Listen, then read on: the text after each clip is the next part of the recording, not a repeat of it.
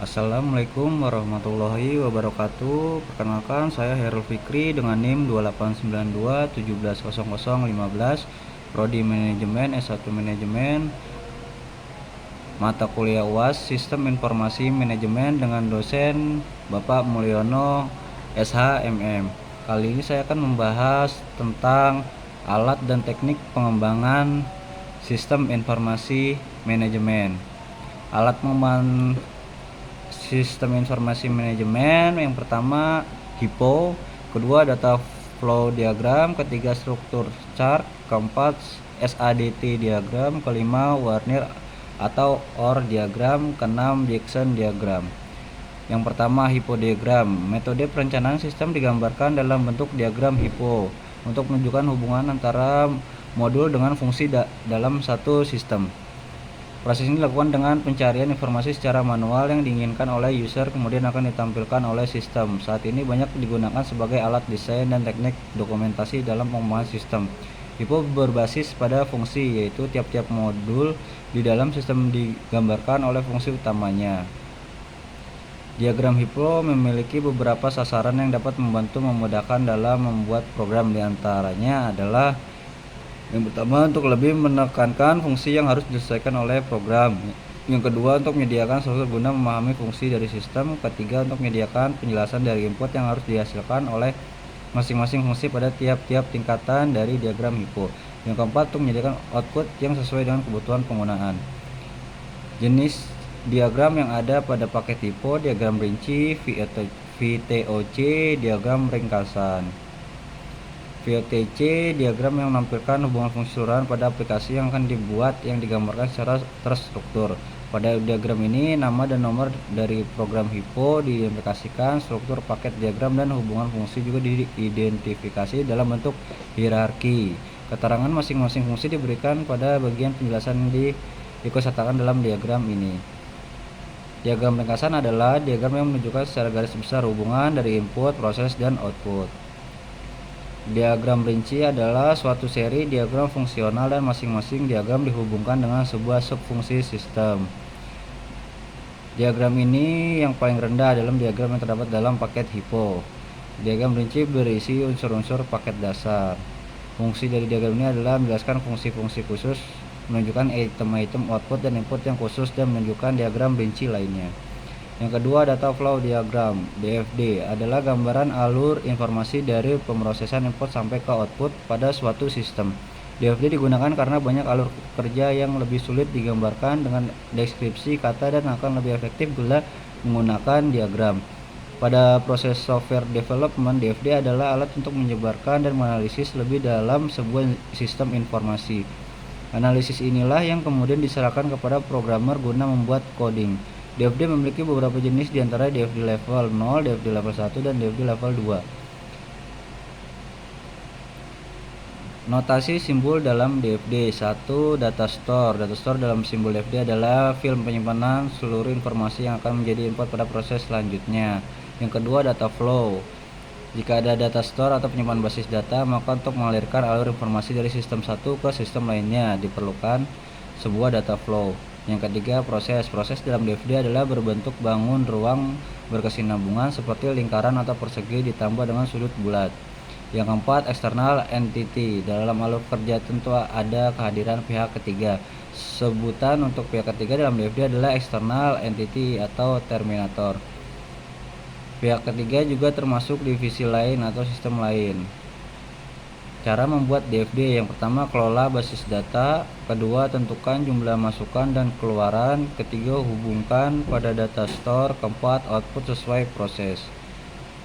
Yang ketiga, struktur chart merupakan chart yang digunakan dalam bidang software engineering yang menunjukkan keseluruhan komponen yang harus diikutsertakan dalam sebuah program pada level atas, di mana komponen ini diatur atau disusun menggunakan format hierarki yang menyeratkan urutan, pilihan, dan perulangan. Dalam kata lain, menggambarkan rincian dari konfigurasi sistem ke level yang lebih dapat diatur dan lebih sederhana. Struktur chart secara sederhana dapat berasal dari data flow diagram. Hanya saja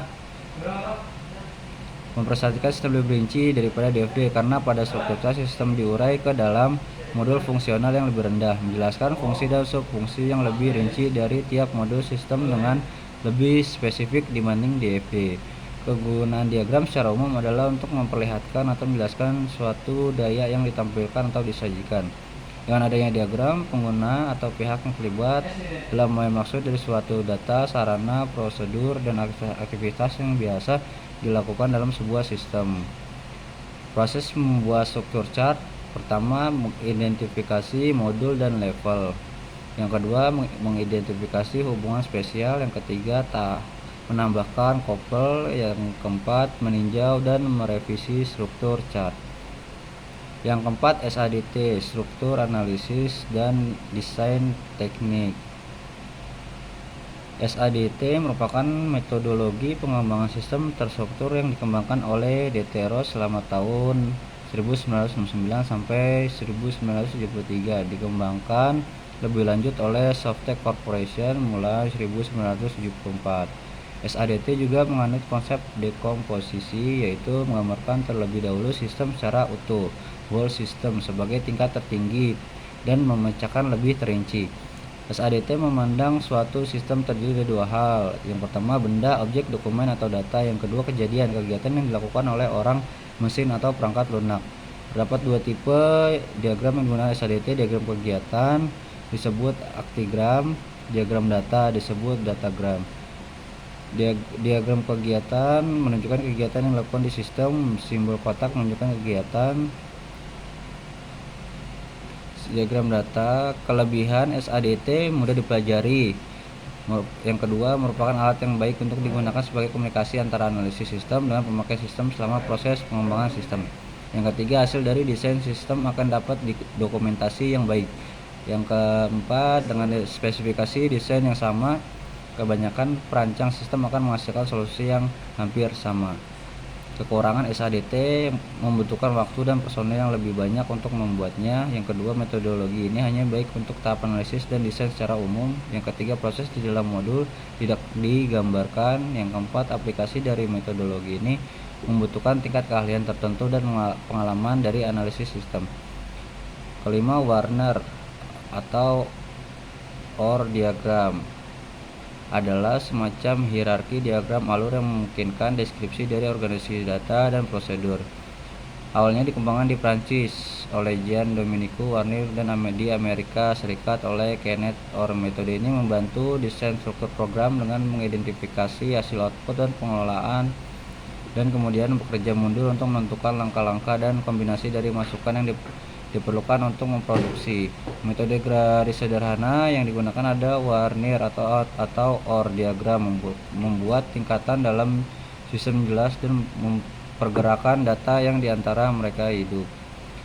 Warner menawarkan beberapa keuntungan yang berbeda untuk sistem ahli. Mereka sederhana dalam menampilkan dan mudah dimengerti, namun mereka adalah alat desain yang kuat. Mereka memiliki keuntungan dari pengelompokan penampilan proses dan data yang harus dilalui dari tingkat ke tingkat. Selain itu, urutan bekerja mundur memastikan bahwa sistem akan berorientasi hasil. Metode ini berguna baik untuk data dan definisi proses. Struktur data WO: yang pertama struktur data urut, kedua struktur data repetisi, ketiga struktur data seleksi. Yang keenam, Jackson diagram adalah metode untuk menspesifikasikan dan mendesain sistem di mana faktor penerapan aplikasi memiliki ciri khas nyata yang kuat dan terdiri atas objek-objek yang mana perilakunya dapat mendeskripsikan event berdasarkan pengurutannya. JSD adalah metode dari pengembangan sistem yang meliputi siklus hidup software, baik secara langsung atau dengan menyediakan sebuah kerangka kerja ke dalam teknik yang dispesifikasikan untuk lebih sesuai atau lebih cocok. Langkah dalam pengembangan JSD: yang pertama modeling stack, yang kedua network stack, yang ketiga implementasi stack. Berikut presentasi dari saya. Apabila ada salah mohon dimaafkan. Wassalamualaikum warahmatullahi wabarakatuh.